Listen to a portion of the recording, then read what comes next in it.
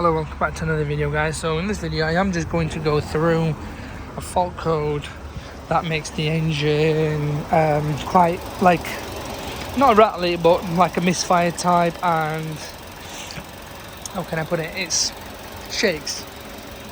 The way you would resolve, let me just go onto here and I'll show you what I mean. So if we read the fault code, where is it? It has gone, but it's Misfire. I already have the picture and I will upload it now. So this code here, what I would recommend is Vauxhall Corsa is change the spark plugs and the coils at the top, and hopefully this will cure it. Obviously if not, you know, you can do the live data afterwards, but that's the way to resolve this. It's not very hard, it's pretty simple and straightforward, so that's what I would recommend doing, and hopefully that should nail it.